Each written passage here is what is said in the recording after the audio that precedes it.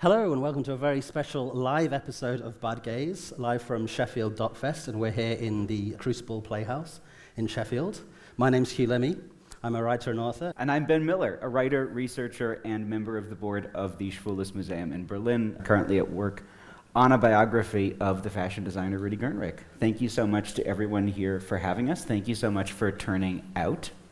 And yeah, normally at this point I say who we talked about last week, but we haven't talked to anyone last week because this is the first of this little mini tour. Ben, who are we talking about this week? Hugh, this story starts with a good Sheffield boy grabbing somebody in the ass. Perfect. A likely story, I'm sure. See you all out later. It's Friday, after all. The boy that we're talking about, who is not the subject of the episode, but we'll start with him, was named George Merrill, and he was born near here in the slums of Sheffield in 1867. We once described Victorian London as the drain of empire into which the world's resources flowed. Victorian Sheffield was perhaps one of the empire's rapidly growing muscles. An explosion of industrial production led to the population growing from 60,000 in 1800 to 450,000 in 1900. Wow. And this meant slums, poor living conditions, cholera, smokestacks, bad water, severe pollution. Merrill was one of 9. He was dedicated to his mother, who reportedly was, quote, a racy-tongued, good-hearted woman with a stout voice and leg of mutton arms. His family struggled after his father, a railway driver, was injured on the job, lost his job, and took to drink. Sometimes they had too little money coming in, and sometimes none at all. The young George often had to hide his mother's earnings from his father, so she had something with which to feed and clothe her children. George later recalled his mother, raging. Shall I try the accent? You should try the accent. He's no mortal use to me. I've had him all these years now, and I'm sick of him. He don't bring nothing in, he don't, and he well near wears me out with botheration and anxiety. Many and many a time I've prayed on my bended knees to him to be taken, but the Lord won't have proffered flesh, and that's a true saying. When I married him, he was right enough. There weren't an idle bone in his body then, till he took to drink, and now he ain't good for nowt. If the Lord don't take him soon, I shall soak to cellar steps one day and let him down that way on the back of his head. And a good riddance too. Wow. George later recalled that as a child he spent hundreds of hours crying in bed. After working several different menial jobs and realizing from a young age that he was, let's say, that way inclined, he rode a train one important day in 1891 from Sheffield to Totley. He was immediately noticed by Edward Carpenter, a man who was 23 years his senior.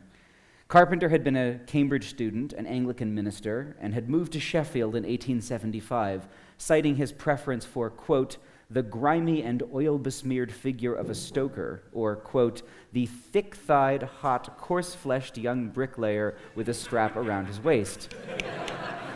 Same. Carpenter built a house with his inheritance at Millthorpe in Derbyshire, where he built a utopian socialist commune and slowly radicalized, joining the Sheffield Socialist Society and eventually the Socialist League with William Maurice. He published an epic poem called Toward Democracy, a poem promoting a Whitmanesque vision of a bearded brotherhood of equal men. In Merrill that day on the train, he saw a man who exemplified his ideal. Was he posh? Do I do a posh accent for this one? Somewhat posh. One of them immediately attracted my attention. His somewhat free style of dress, and something corresponding in his face, was so different from the perky conventionality of the others.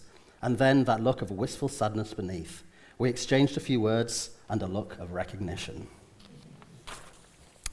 This cruising on the train led to a 25-year relationship. And in 1898, Carpenter invited Merrill to join his household as essentially domestic help when his former servants left. This can be interpreted both as a way of integrating Merrill into his home without attracting legal persecution and as a paternalistic gesture. In either case, the men lived together as life partners until Carpenter's death.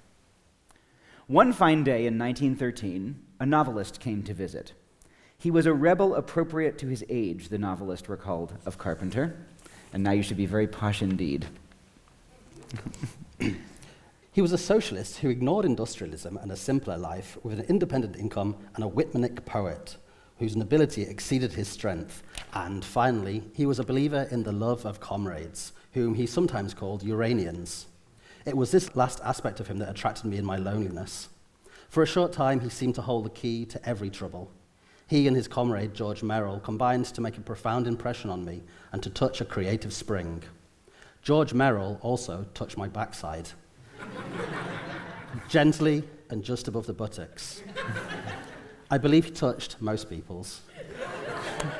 The sensation was unusual, and I still remember it, as I remember the position of a long-vanished tooth.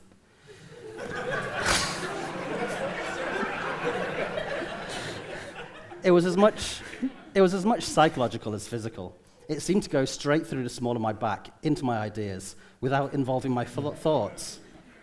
If it really did this, it would have acted in strict accordance with Carpenter's yogified mysticism and would prove that at that precise moment I had conceived.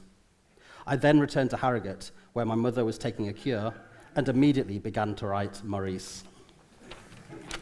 So the author of that somewhat stilted remembrance of an awakening of erotic and creative desire is the subject of today's episode, the English novelist E.M. Forster.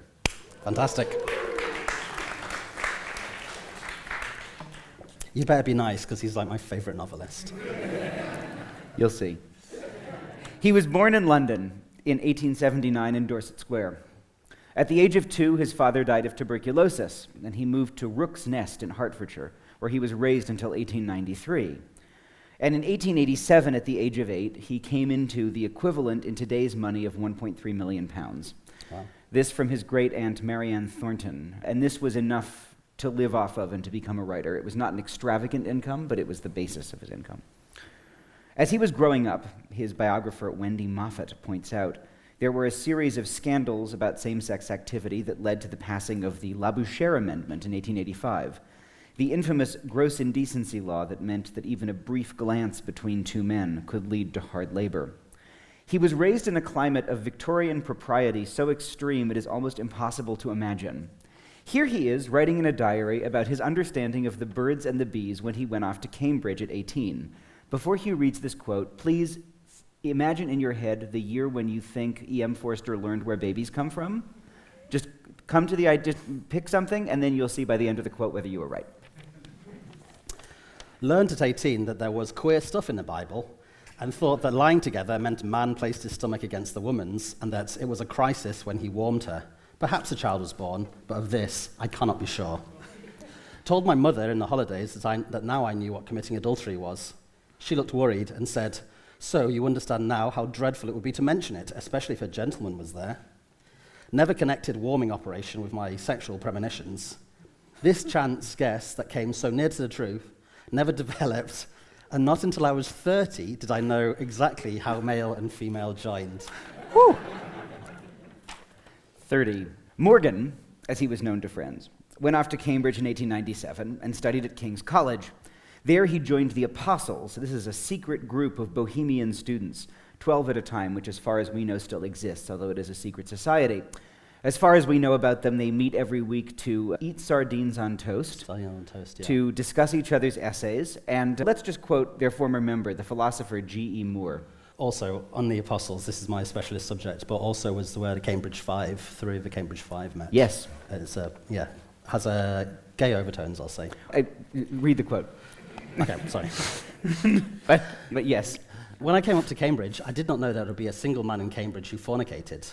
And till a year ago, I had no idea that sodomy was ever practiced in modern times. My discoveries on these points have naturally brought the subject very much before my mind, and perhaps made me attach an undue importance to it. Though I had been long familiar with the extent of the vice in Greece and Rome, and had often read it merely to indulge my lust. So yes, when Forster joined, the society was also home to men who included John Maynard Keynes, Lytton Strachey, Leonard Woolf, and Clyde Bell. These men, along with the Stevens sisters, Vanessa and Virginia, who were later to marry Bell and Woolf, respectively, became the core of the Bloomsbury group.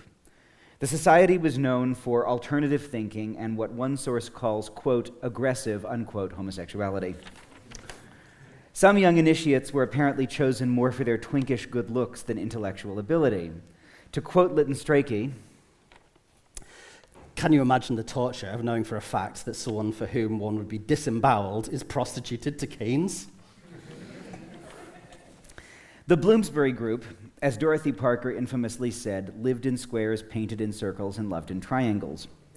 Forster was always somewhat uneasy in this company. He was intrigued by their aesthetic and political commitments, but never able or willing to live with the comparative freedom of the others. Indeed, he would remain a virgin until he was 37. After graduating in 1901, he left for a tour of Italy. There he spent almost a year with his mother. This trip was one of his many attempts to escape a distinctly English upper-middle classness that he was also never quite able or willing to escape. They traveled through Italy clutching their copy of the Baedeker guidebook, then the Anglophone middle class's Great Guide to Europe. He wrote a friend, quote, "Our life is where we sleep and eat, and the glimpses of Italy that I get are only accidents. The hotels are comfortable and costly. I hate it."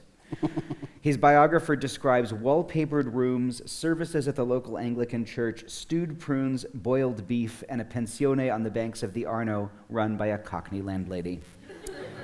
His friends commented on the regressiveness of the whole thing. He had gone from debating beauty in the Platonic environment of Cambridge to touring Italy with his mum. A friend, Edward Dent, said of his own imposing Victorian mother, "I took her to buy butter dishes, but would never, ever have gone to Italy with her." Apparently, he spent days losing and misplacing things, being reprimanded by his mother, Lily. They were bad tourists. He sprained his ankle, he broke his arm, he was beset by fleas, and he was tormented by dreams about beautiful young men. In this state, he started working on 2 projects. One of them was a short story about British tourists in Italy encountering and defending the great god Pan. When his Cambridge friends understood this as a story about his own sexual anxiety, can't you imagine? He was so horrified he refused to publish it for many years. The second project was a novel about a young woman touring Italy with a priggish relative who's persuaded to throw away her Baedeker guidebook and find love and happiness. And this would eventually become Room with a View, but we'll get there later. So we already see this idea that Italy, and later India, were constructed for Forster as these paradises of freedom and liberation in comparison to the cramped, horrid Edwardian upper middle classes. And yes, but also it's worth looking at the class and race assumptions inherent in that, right? The idea that erotic contact with the working class and or brown other is the water of Lourdes for uptight Englishmen. There's something to this, but I think we're now much more skeptical of this kind of redemption narrative, and I think rightly so. It reminds me of the Tom Dryberg's biography, and he goes to Italy with his mother, and they take this long walk through the woods to a lighthouse, and on the way his mum slips on the pine leaves and twists her ankle, so they get to the bottom of the lighthouse, but she doesn't want to go up it, so I'll just go up. And as he walks up to the top of the lighthouse, and he's 22 at the time, he sees this beautiful sort of, I think he describes him as like swarthy and olive lighthouse keeper, who then drops his pants and he sucks him off. And then he comes down the lighthouse and his mother's waiting below and goes, my dear, you were there a long time. And he goes, "Well, mother, it was a lovely view." Talk about a room with a view. There were, as many of our listeners know, this is something that we talk about a lot. There were ideas at this time, a lot of ideas at this time about climate and sodomy, right? The Burton's idea of the sotitic zone. If you remember our episode about Elisar von Kupfer, he thought that Northern Europe was straight and the Mediterranean was gay, and then Italian Switzerland was bisexual. And those ideas are racialized, and they emerge from a kind of scientific or biological racism, even when their adherents don't necessarily believe in those ideas themselves. So Forster returns to London, and he starts teaching Latin at the Working Men's College on Great Ormond Street in London. And this is a Christian socialist institution that was designed to teach the better things in life to the working classes. While there, he was a teacher and mentor to a man named Francis Bennett, who was a clerk at a pickle factory, who then went on to become one of the first working-class dons at Cambridge. Forster entered, while working there in 1902, into a strange love affair with a man named Hugh Owen Meredith, known as H.O.M. He'd known H.O.M. since Cambridge, and are you all ready to hear a description of the most English love affair of all time? This is a quote from the Wendy Moffat's wonderful biography of E.M. Forster. Quote, "Between the young men there was some very tentative and inept lovemaking, long, earnest, fully clothed embraces, chaste kisses, and florid talk of the Hellenic ideal of friendship. But the intensity of the encounters awakened Morgan's heart. In his diary 2 years later, he looked back on the two great discoveries of his youth, that he could no longer remain a Christian and that he desired men. End quote. So at least the affair brought him somewhere, and that somewhere was moving back in with Mother in South Kensington. He would live with his mother until she passed away. Eventually, Forster did manage to revise what he was calling his Lucy novel, the one based on his travels in Italy, but first he would turn to another book, one that would eventually be published in 1905 under the name Where Angels Fear to Tread. The book is another tale of Italy melting Edwardian social mores. A widow in Italy falls in love with a handsome young Italian, marries him, and has a son. Relations are sent to Italy to bring the son home and make him a proper Englishman. They accidentally kill the baby in the attempt to bring him home, and one of them falls in love with the same handsome Italian that the widow had fallen for in the first place. I know writers who use subtext, and they're all cowards. Where Angels Fear to Tread was published when Forster was 26. Its writing was part of a year of intense creativity. This was a year when he revised A Room with a View, wrote that entire novel, plotted his second published novel, The Longest Journey, and wrote several short stories. He wrote that, quote, "The question I am always discussing with myself is whether I am conventional or not," end quote. And the answer to that question is yes, right? His novels took place around domestic plots between middle-class English people, but they ask you to sympathize with people on the margins of that class, or people who are not from that class who are forced to interact with them, or who made what are, by the rules of that class, the wrong choices. This is a timid kind of rebellion, but it is a kind of rebellion. Forster came to understand celibacy as part of the writer's life. He had concluded that Christian culture fatally divided the soul from the body. He thought that Englishmen needed passion to redeem themselves, but he would not be the first to step forward and be redeemed.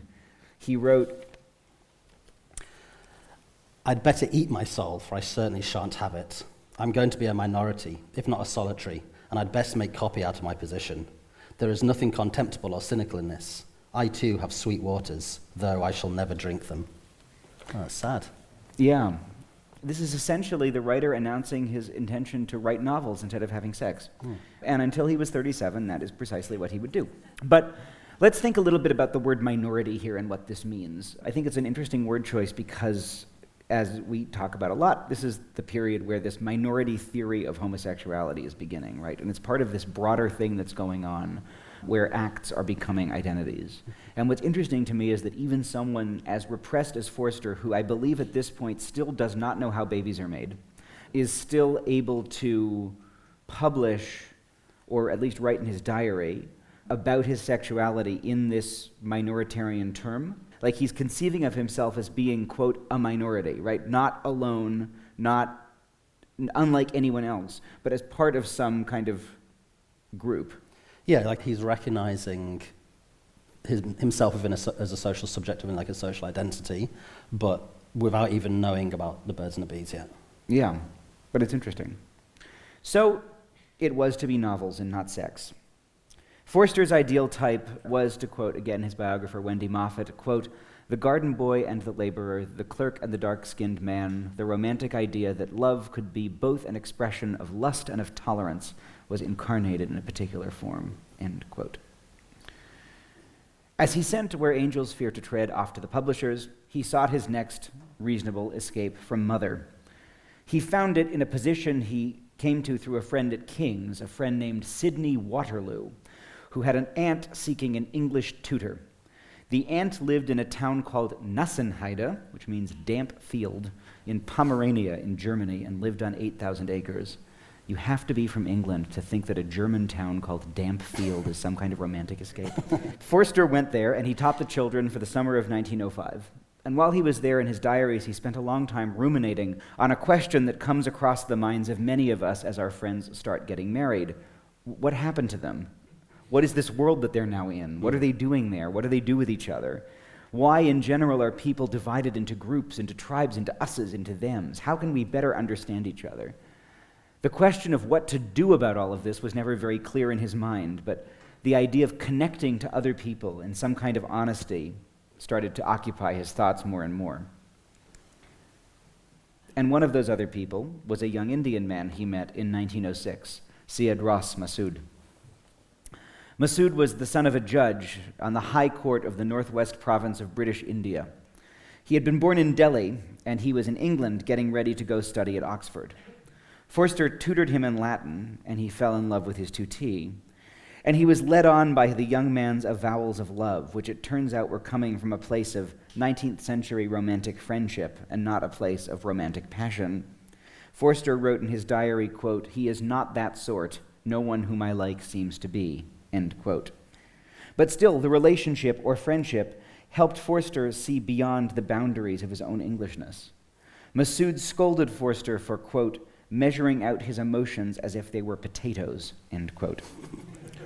Forster, characteristically, wasn't even able to diarize honestly about what was going on. He did, however, eventually reveal his love for Masood after taking him to see a performance of, guess what? Salome by Richard Strauss. The gift that keeps on giving. Yeah. Forster's second novel, The Longest Journey, was published to good reviews in 1907. Another novel contract followed, and he soon returned to his third revision of the first manuscript he'd been tinkering with in Italy in 1901.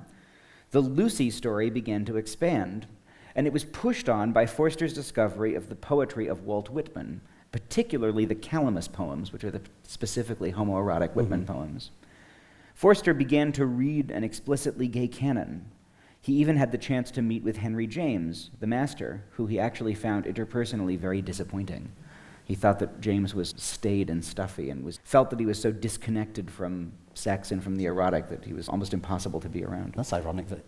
Even for Forster. And before he even finished A Room with a View, the idea for Howard's End came to him in 1908. The idea was to examine the limits of Bloomsbury liberalism. Three families, the Wilcoxes, capitalists with a colonial fortune, the Schlegel siblings, loosely based on the Wolfe sisters, cultural types, idealistic, and the Basts, an impoverished young couple, and how they interact. The Schlegels try to help out the Basts and cure the Wilcoxes of their prejudice.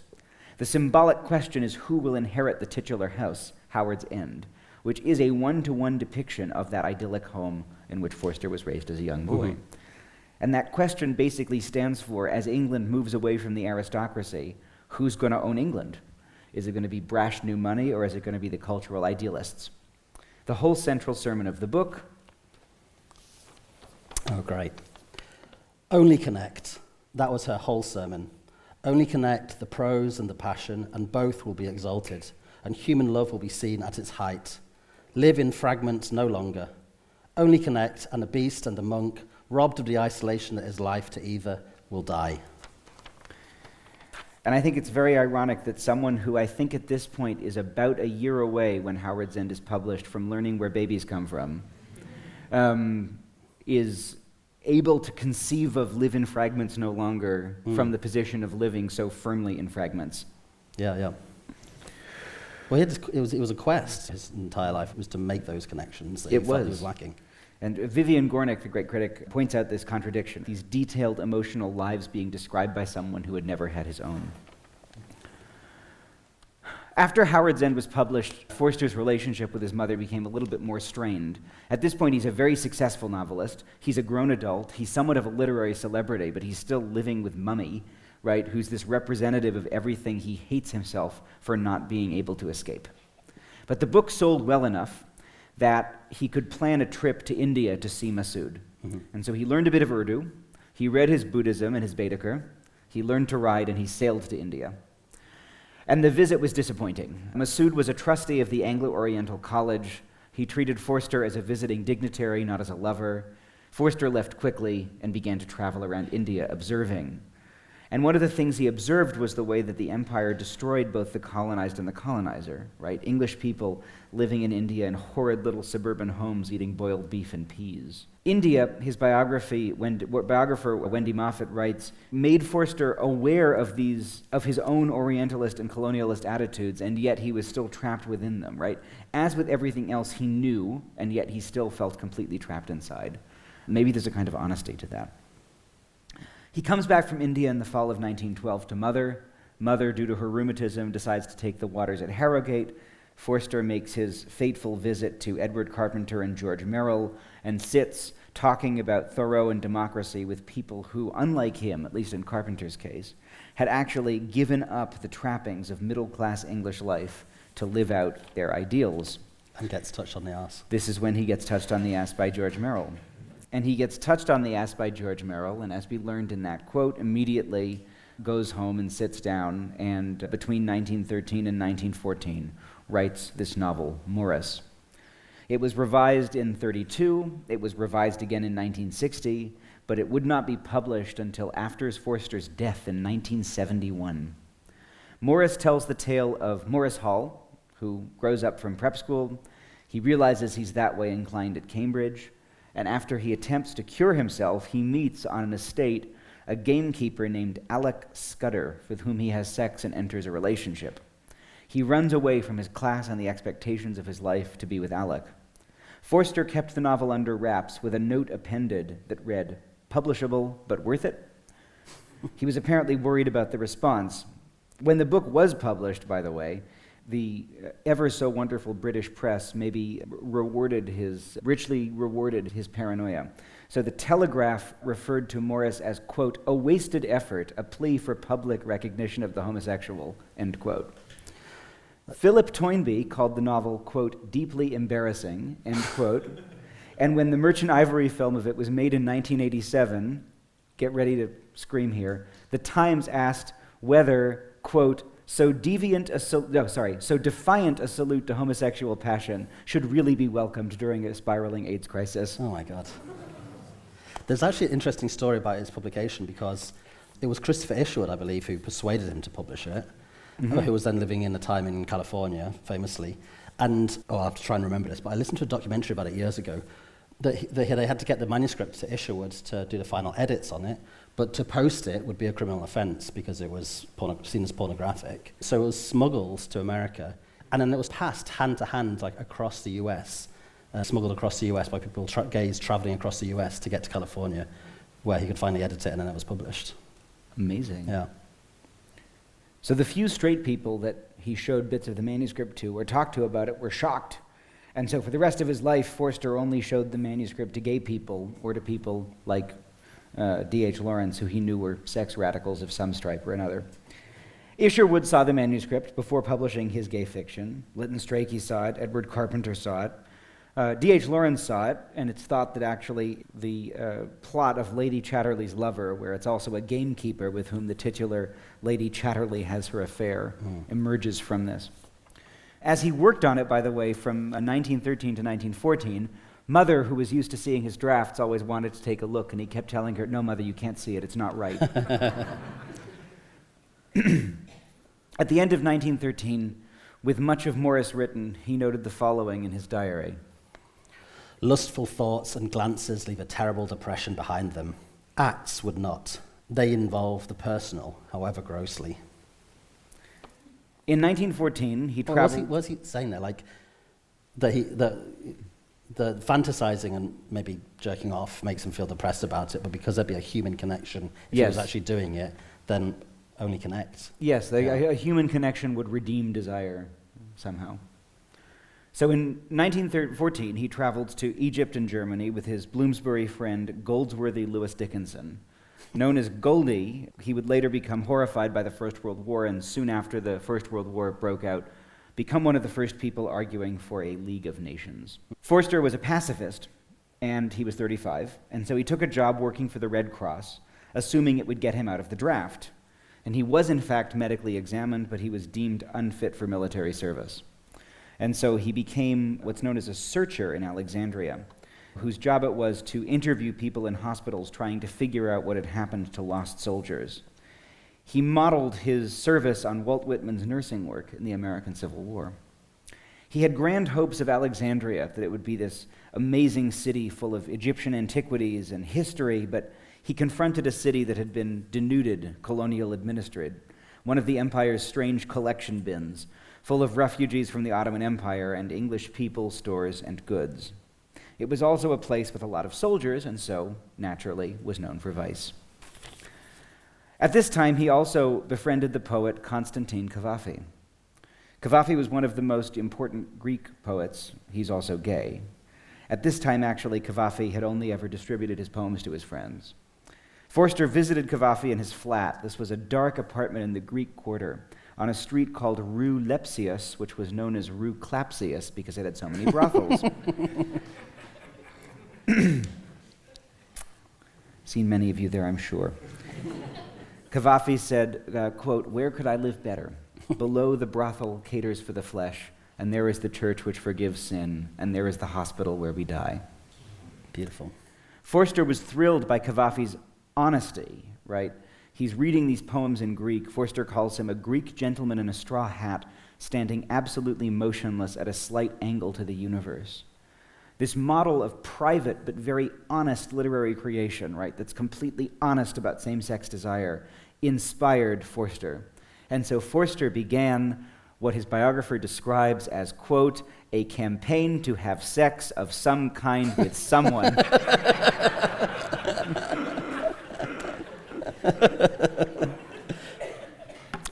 Haven't we all been there? Yeah, I was going to say, sounds familiar. And so one day, on a cruisy beach, at the age of 37, E.M. Forster sucked a dick. And he wrote in his biography that he had, quote, "parted with R." R meaning respectability. At last. The act made him realize a few things. The first was that sex is fun. But the second was that he actually wasn't particularly interested in anonymous sex. He was much more interested in sex in the context of relationships, right? And this is very different from Cavafy, who idealized these sort of endless erotic encounters, as anyone who has read Cavafy's wonderful poetry will know. A few months later, he was on a tram, and he met a tram conductor who first spoke to him to ask if he could retrieve his coat. The conductor was named Muhammad el-Adl, and Forster was smitten. He wrote a friend, "I have plunged into an anxious but very beautiful affair. It seems to me, and I proved right, that something precious was being offered me, and that I was offering something that might be thought precious. I should have been right to take the plunge, because if your past life by its jolly well going past you, by in the future if you're frightened, it's all right that no harm and fear is an emotion, but by some trick of the nerves I happen not to be frightened." That's confusing. Yes. It's like a frantic. It's a frantic thing, Yeah. yes. Now, by affair, at this point, we mean Forster had decided he wanted to go beyond a little flirting. So what he did was he flirted back, and the two started riding the tram together and having conversations. Now, there's one moment that shows the danger and how much greater the danger actually was for Muhammad. At one point, Muhammad, who's the tram conductor, refuses to allow Forster to pay the fare. This is discovered, and he almost lost his job. And Forster then had to go and pull strings as the visiting Englishman to get him his job back. And so you see the power there and the sort of inescapable thing. They start to inch towards physical intimacy. So they meet off the tram for the first time. Forster brings a gift of cakes. He's neurotic about what he's supposed to bring an Egyptian as a gift. Muhammad refuses the cakes and gives them out to people on the tram, basically saying, "My mother told me not to take sweets from strangers." He then takes him home to his flat in a working-class part of town, and he shows him his lovely room and a photograph of his fiancée waiting for him back in his hometown. After 4 more of these meetings, they finally kissed. During the kiss, Forster reached for Muhammad's hard cock, and Muhammad fought him off. They then apologized to one another for the panic, and they kept talking. And what it seems like is that Muhammad was acutely aware of the dynamic of rich Englishman and cute young colonized subject, and wanted to make sure that what was happening represented actual mutual attraction, that he wasn't like a toy. Yeah. He told Forster that he wasn't homosexual, but, quote, "my damn prick stands up whoever it is, it means nothing."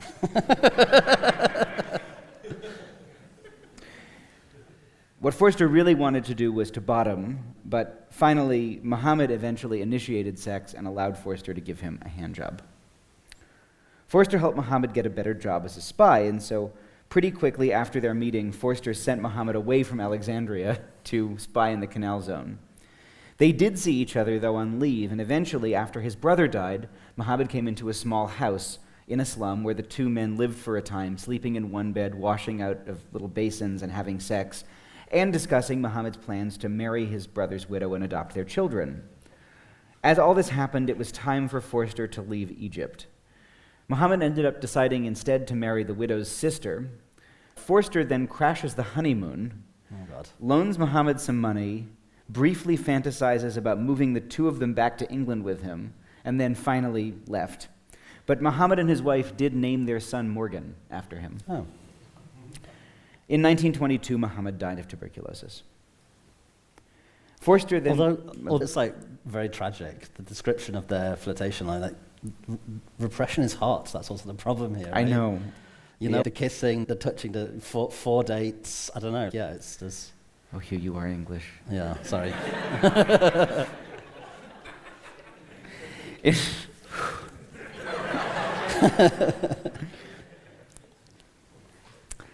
So after the death of Muhammad, Forster decided to travel back to India, where he worked as a private secretary to the Maharaja of Dewas. He was caught flirting with an Indian man in the court, and the Maharaja was understanding and actually offered him one of the palace servants as a kind of sex slave. So we can think about the class and race stuff that's going on here in the context of colonized India. The servant was named Kanaya, and Forster, the rule, was only allowed to top him, which I think also says a lot about the implications of masculinity, race, and colonial power in this setting. And as a top, Forster found himself discovering a sadistic streak. Oh. He wrote that his lust, quote, was now mixed with a desire to inflict pain. It didn't hurt him to speak of, but it was bad for me and new in me. I knew his silly little soul was incurable. I felt he was a slave without rights, and I a despot who no one could call to account. Well, yeah, I mean, he felt that way because he was. Yeah, like he didn't turn this opportunity down. No, he didn't. He was too good of a guy to enjoy this relationship, but he was not too good of a guy to enter into it, right? He did eventually break it off, but this experience led him to thoughts about the relationships between English and Indian people, whether it was possible for human connection to survive the inequalities of wealth and power and systems of race. And it's out of this that Forster develops his last major novel, A Passage to India, which he wrote on his return to England in 1923. The story concerns an Indian doctor, Aziz, his British friend, Cyril Fielding, and two English women, Mrs. Moore and Adela Quested. Adela believes herself to have been assaulted while touring a cave, and Aziz, despite having been in a different cave when it happened, is arrested and charged with assaulting her. Fielding, his friend, angrily defends him. He's acquitted, but when he and Fielding meet years later, he realizes that the two cannot be friends until India is independent of British rule. Of the novel's politics, Edward Said wrote that the book, quote, found a way to use the mechanism of the novel to elaborate on the already existing structure of attitude and reference without changing it. The structure permitted one to feel affection for and even intimacy with some Indians and India generally, but made one see Indian politics as the charge of the British. The novel's helplessness neither goes all the way and condemns or defends British colonialism, nor condemns or defends Indian nationalism. Yeah, it's very typically astute, fair criticism from Said. And then, after the publication of A Passage to India and its success, Forster stopped writing novels. And he stopped because even while working on A Passage to India, he made the decision to not write any more novels about straight life. He couldn't figure out how to write about his actual life and his actual desire without being arrested, and so he decided to write for the desk drawer. And he told Virginia Woolf about the decision, quote, I am not downcast about my literary career, end quote. He's also now getting laid. Yes.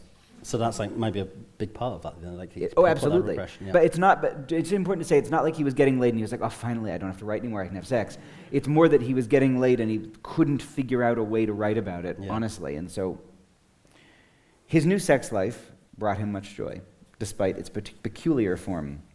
Writes Alan Hollinghurst, quote, Forster seems never to have expected or sought a lover from his own class, or who was as purely homosexual as he was.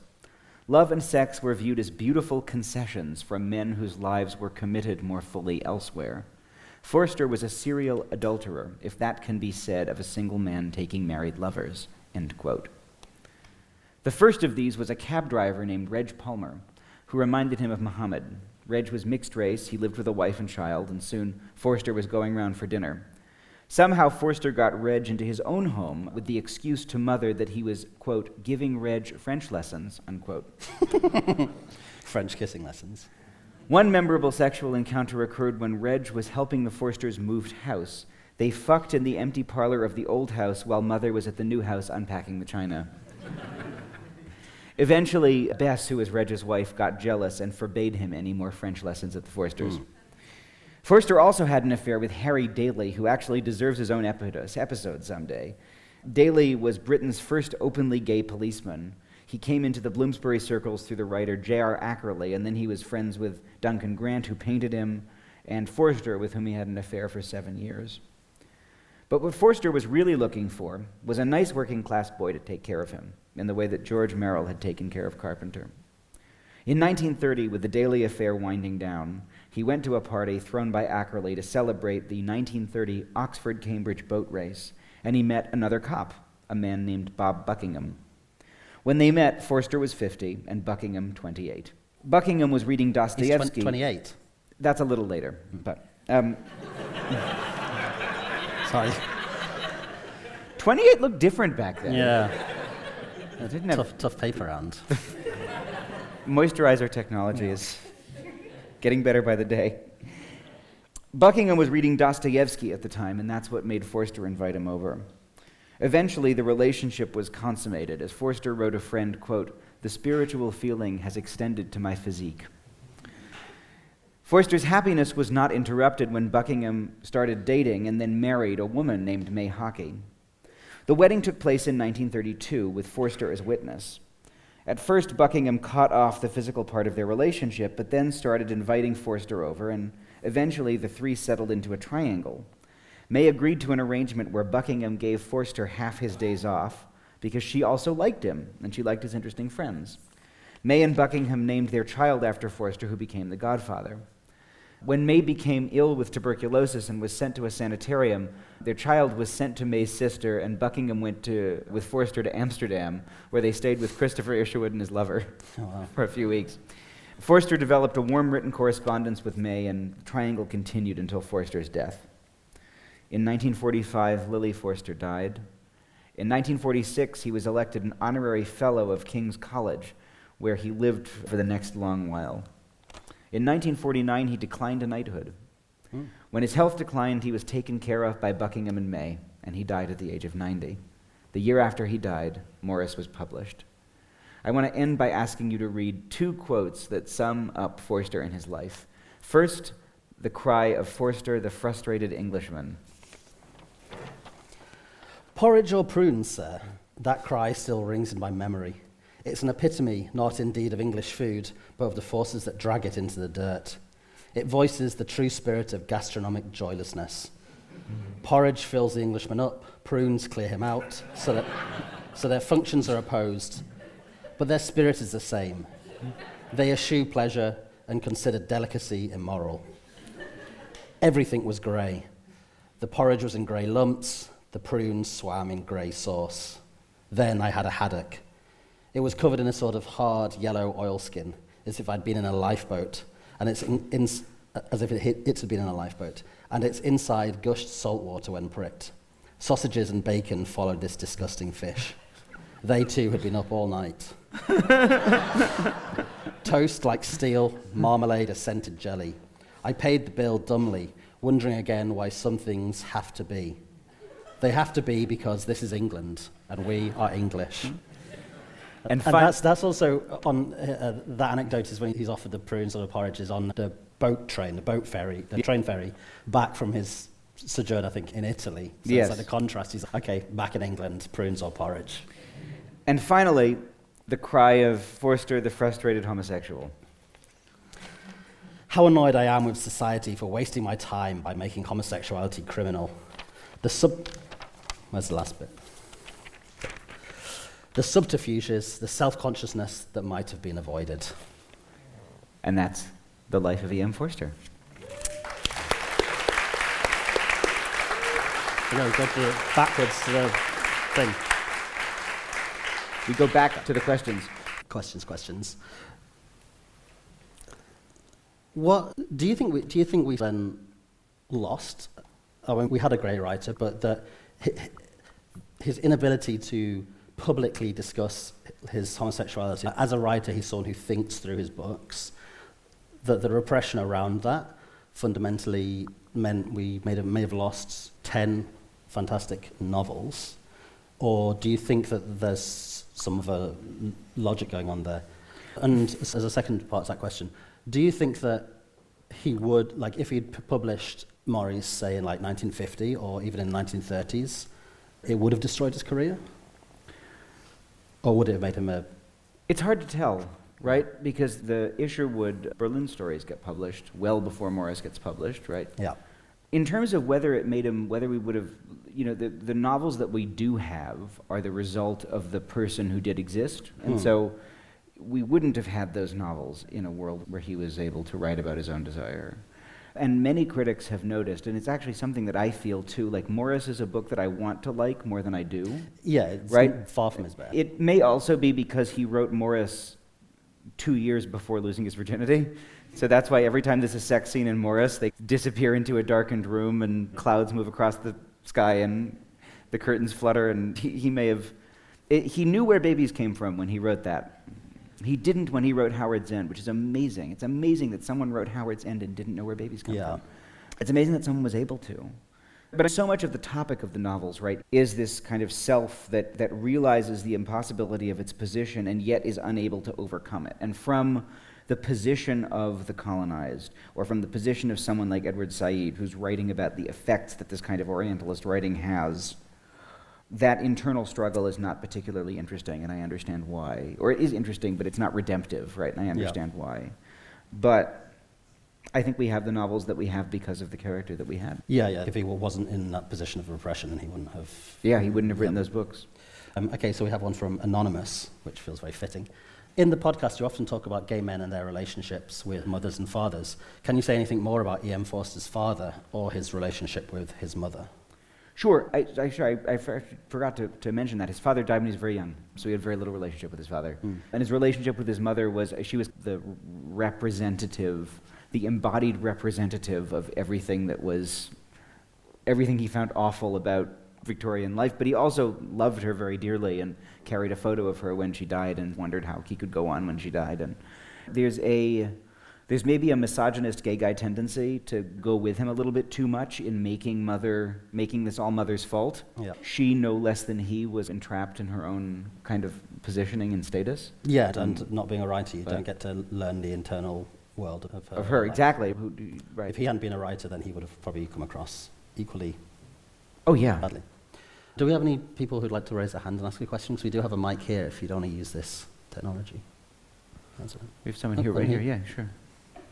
Hi. I was just sort of thinking as you were talking about it, how a lot of relationships with people from colonies and with working class men, and I think it's kind of an interesting contrast with I'm also a big fan of his books, but the thing that a lot of people praise him for, I guess, is that kind of Bloomsbury group, Fabian socialism, that sort of utopian socialism, which also has a kind of like almost paternalistic attitude to working class people who need to rate them and give them like the means to become, fully actualized people. Do you think there's like a parallel there between his politics and his sexual desire? Yeah, very much. Very much. And then the sexual desire fits into this broader kind of pattern, right, of middle-class gay guys of the time, right? Carpenter himself, someone like Roger Casement, right, who we talked about on the show, who's the Irish anti-colonial activist who has his white diaries of colonial atrocities and his black diaries of all of the men he's having sex with in the colonies, how big the dick was and how much he paid. And these are encounters that are taking place at a moment when a moment characterized by extremely sharp inequalities of wealth and power and race, or a good thing that's changed, and also at a time when what kind of progressive upper-class people think their task is has much more to do with an ability to apprehend or interact with the other, and there's not as much of the concerns that we would have, certain concerns that we would have now were less voiced in general. Which is not to say that we're wrong to voice them now. It's just, I think we'd have a very different response now to a journalist who was traveling around in the global south documenting atrocities and also like having hyperactive sex with hustlers than people might have at the time, right? Yeah. I agree. Do you have something to say? No, I don't actually, yeah. And there's another question, though, I was just not sure. So Forster, as we've discussed, 37 when he lost his virginity. How typical do you think this was of a gay man of his class and type at the time? Maybe I Can I answer? Yeah, please. Which is, I really think, not necessarily typical, but I think there's probably I don't know what statistical term for it is, but there's probably a big gap that you either probably lost it when you were a teenager or in early 20s, or you didn't lose it until you were like middle-aged and your parents had died. Like a lot of the sort of evidence of cruising cultures at the time in London, for example, or in Oxford and Cambridge, there is a lot of sex happening in the 1910s, 1920s, and we know that by the lengths that the vice squads would go to suppress it. And there's a great book, slightly later date book called Queer London by Matt Holbrook, which explores these sort of cruising cultures in London through the lens of their repression. But it can be sometimes, like with, I don't want to word this, sometimes today when we write a history of the repression of gay men in the past, we can fall into absolutes about it being like really terrible. And clearly, as is the case in Forster, that repression destroyed lives. And even when people maybe weren't repressed and were out going fucking, their lives were even more destroyed by it. But people still managed to live often quite rich sex lives. Like it wasn't this position where these people didn't know each other.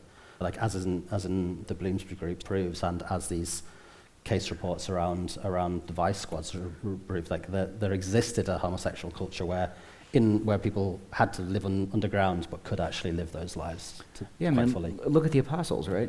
Like those were not virgins, with Forster as the exception probably in that group. Right, yeah. Like I'm writing a book at the moment, and there's a non-fiction book researching this guy who was a gay spy, and trying to find out more about his personal life, which is obviously really hard because people didn't write letters because they could have been prosecuted, etc., etc.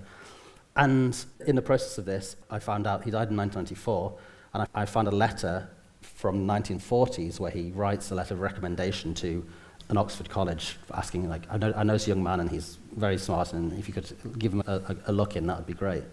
And then in the process, I was like, this name seems familiar. I found this in the University College archives. I was like, this name seems familiar. And I realized I'd heard it, and it was on the death certificate of the spy who had died. And it was his lover, and they were together for over 50 years. And this is so when we talk about the time of Turing and stuff, Alan Turing, obviously there is this level of state repression, but there are people living a whole spectrum of different types of queer lives, and not necessarily like in the dark. Yeah. Do we have another one maybe from the crowd? Yeah. Someone here? Sorry, I hope I heard this right. He turned down his knighthood, he said. He turned down his knighthood in 1949. Do you know why? And was it a gossip about this? And David Beckham did turn his knighthood down. Was that different? Well, what are David Beckham's opinions on the British Empire? Yeah, you know what? Why he turned it down, and what was the gossip? I'm just going to be completely honest with you. We might, I don't, and I'm not going to pretend that I do, but... Yeah. Is it a case? I remember when Benjamin Zephaniah was offered an MBE or an OBE a couple of years ago, and he turned it down, obviously. But then he also said the double offensive thing is it proves you've never read any of my work. Right. Like, because if you'd read any of my work, you'd know I'd never accept an honour. Do you think there's like a part of that, like that maybe you could talk a bit about the degree to which he was critical of the empire. The Said quote, I guess, covered it a bit. But. Yeah, he is. I mean, he is critical of the empire, and he's critical of the empire, but he's not a committed anti-imperialist. Like he doesn't. At no point, at least in the work, does he come to the conclusion that Indian politics should have nothing to do with Britain. That Aziz's conclusions about the self-governing of India are presented in this scene where he's riding on horseback with Fielding, and the horses are pulling them apart in the dust. And Fielding who we're a little bit closer to in the book, is saying, oh no, but we can be friends, surely we can be friends, we love each other so. It's romantic friendship with overtones. And Aziz is really proudly refusing. There's almost a cruelty to the way that's described. That the disfiguring effects of empire are apparent, but the subject of those disfiguring, that the closer subject to the narrator is still the colonizer. And there's a sort of deeper critique from Said and from some other people that a lot of the ills of colonization, this is pretty typical of certain kinds of like middle and upper class anti-colonial things. A lot of the ills of colonization are described as individual bits of bad behavior, right? Yeah. Here's this ridiculous false accusation, here's this ridiculous trial, here are these English people behaving so badly, right? But it's not a question of how you're behaving, right? It's a question of the fact that India went and took it. England went and took it. Yeah. Doesn't matter how nice you are about it. Here's a very practical question. I haven't read any of his books. Where do I start? You said he's one of your favorite authors here, so where would you tell people to start? I'd start with Howard's End. Like, I think Yeah. it really encapsulates his attitude towards human relationships. It's a very beautiful book. And if you're going on a summer holiday, I'd say Room with a View. Yes. Room with a View is a great summer holiday book. And we said that Maurice, Apparently. wasn't his best book, but it's still definitely worth reading, like as an example of like queer literature at the time. And like, it's not his best book. It's still a very fine book. Yeah, E.M. Forster not at his best is still a very good place to be. Do we have one from here? There's one here. E.M. Forster experienced a very powerful butt touch. What are your favourite moments of gay touch in history?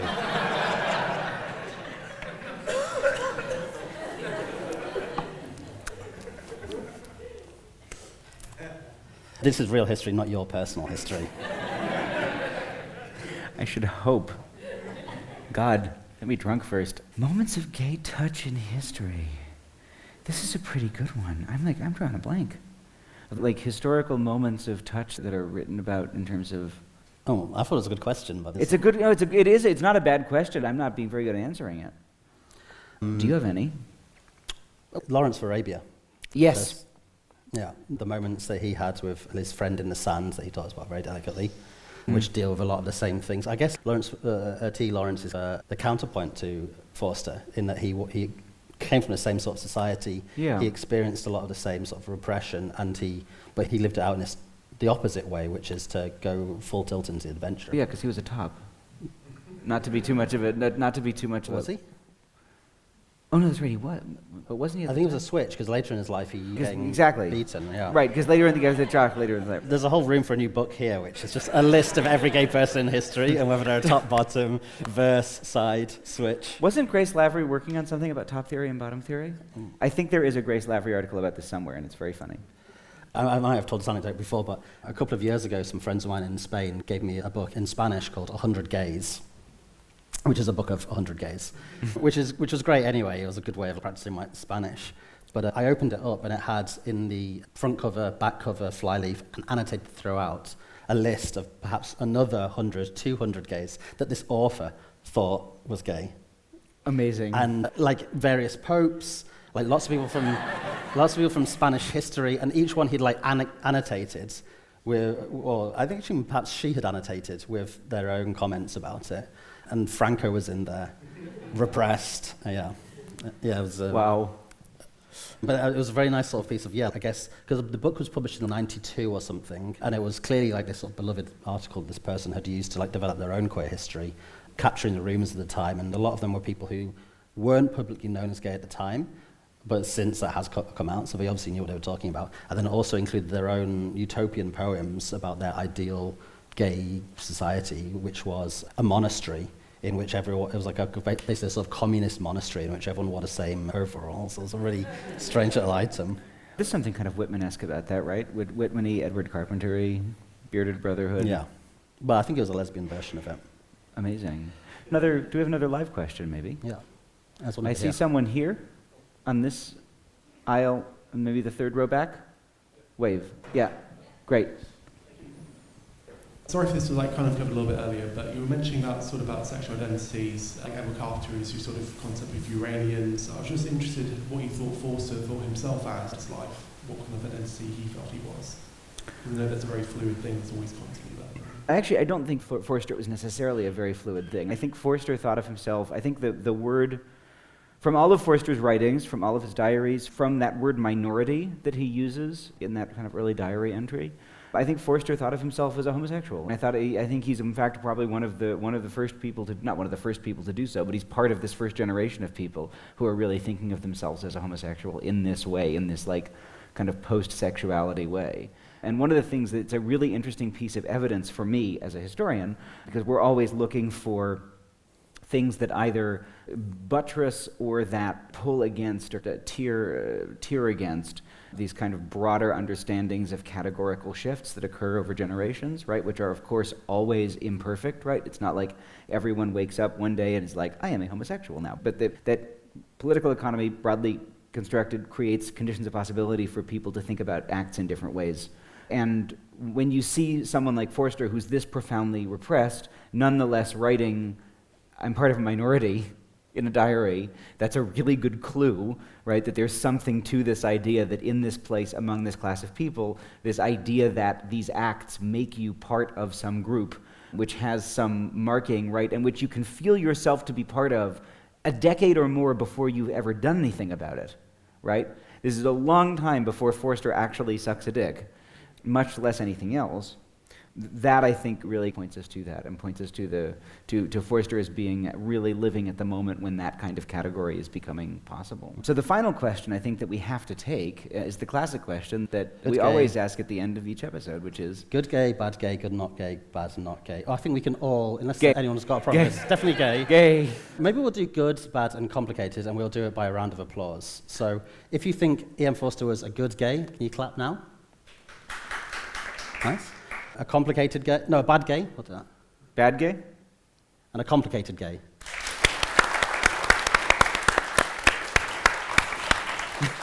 Now I feel like Wendy Williams. Clap if you care. Should she suffer? Clap if she should suffer. Before we wrap up, I want to let people know, both in the audience and listening at home, that if they want to learn more about E.M. Forster, they should read the wonderful biography of Forster by Wendy Moffat that we quoted very generously, and then a whole bunch of articles that we're going to link to in the show notes, and if you're sitting here, you can look when the show notes come out. I want to call out 3 articles in here, each one written by a wonderful gay author. One of the great things about doing an episode like this in the tradition of gay literature is that you get some of your favorite voices chiming in. And so there's a wonderful essay by Colm Tóibín, a wonderful essay by Alan Hollinghurst, and a wonderful essay by the late and dearly departed Edmund White, each about him. And those are 3 just wonderful pieces of writing that I really encourage anyone who cares about this kind of stuff to read. Thank you very much. I've been Hugh Lemmy. I've been Ben Miller. You can follow Bad Gays at badgayspod.bluesky.social. You can follow me at benwritesthings.bluesky.social. And you've been the audience at the Sheffield Crucible. Yes, thanks so much. How do we do the next one? Yeah, we need the track. This one. No, it's at the end. Give us a sec to get our outro music.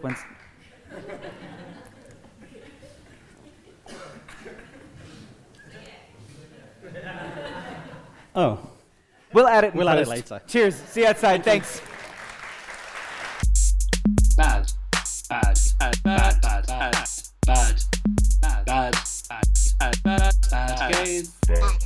gays.